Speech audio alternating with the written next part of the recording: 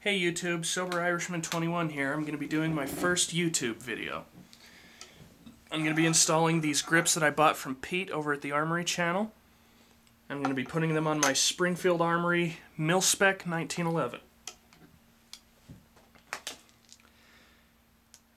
I bought this gun at the Cabela's in Lehi, Utah. It was a used gun, but it's in really good shape. The previous owner hadn't used it very much, if at all. So I really can't understand why he would get rid of it if it hadn't been used much. The only answer I can come up with was he was hurting for money. But whatever the case, I'm glad he did because now it's mine. I don't know if I already mentioned this, but the gun has already been safety checked, so I don't want to get any emails or messages on my page saying, "Oh, you should have safety checked it," because I'll just delete them.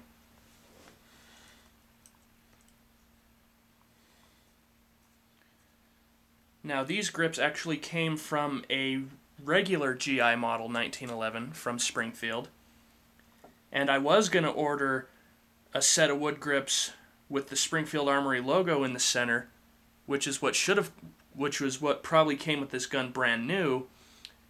But I figured, well, I've already got the logo on the slide, why do I need them on the grips too? They look good. I'm not saying they don't, but I just like these ones better. I was going to get a regular GI model 1911 from Springfield, but the sights, I've got pretty good eyesight, but those sights are hard to aim with. I'm told they're extremely accurate, they're just hard to aim with. There we go.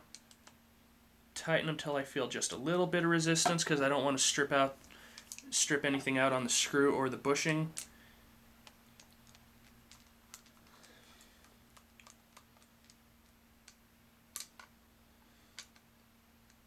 Stupid thing, come on. There we go. Now I like to loosen them until I can get them out the rest of the way with my fingers, just so I don't drop anything or strip anything out, like I said.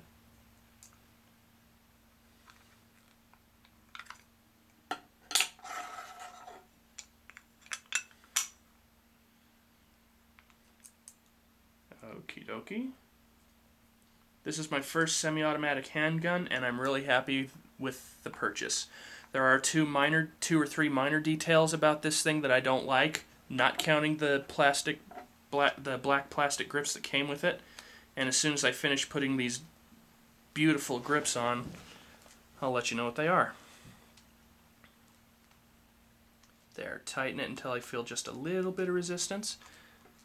Don't wrap your whole hand around it, just do it with your fingers. There.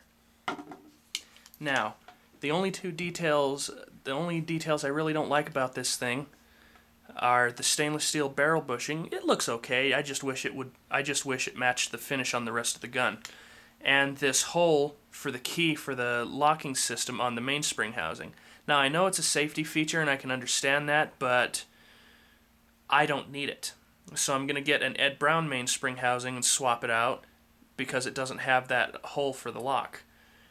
And it just so happens that it matches the finish on the gun.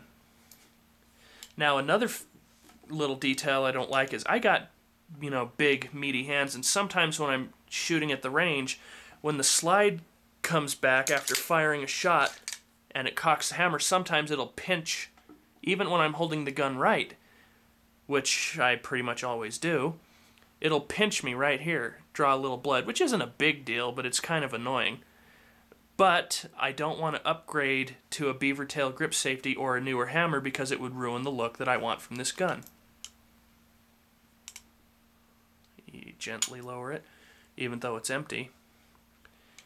So those are really the only features I don't like about this gun. The pinch, the hole for the key, and the stainless steel barrel bushing. I haven't had any. The only malfunctions I had with this gun are when I tried a Chip McCormick magazine in it. They're supposed to be really good mags, but I guess the one I got was just a dud because it would always cause failure to feed the final round. And, well, almost always. And when it didn't, it would when it didn't have failure to feed issues, it would catch on the slide release from inside, locking it closed even though the mag was empty. So, needless to say, I don't use that anymore. I just use the Springfield factory magazines. But anyways, there you are. Brand new grips for my 1911. Let me know what you think.